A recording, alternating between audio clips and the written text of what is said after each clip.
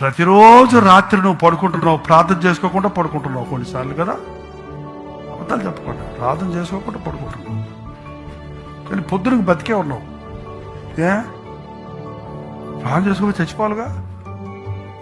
రాత్రి అంతా కాపాడైనా పడక అనకుండా పోయావు కదా, ప్రభు కాపాడకుండా నువ్వు అడగలేదు కాబట్టి నేను కాపాడలేదని వదిలేశాడు అనుకో, తెల్లారితప్పుడు కట్టుంటావు.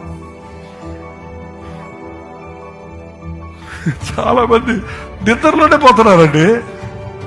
రాత్రి వేళ కలుగు భయం, రాత్రులు ఫిట్స్ వచ్చి మంచం కింద పడిపోతే ఇంట్లో వాళ్ళు ఎవరు చూడక తెల్లారితప్పటికి ప్రమాదమైన పరిస్థితులు ఎన్నో ఉన్నాయి.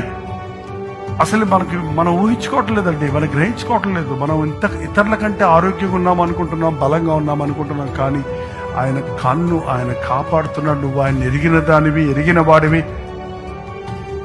నువ్వు మర్చిపోయినా ఆయన నిన్ను మర్చిపోకుండా కాపాడుతున్నావు.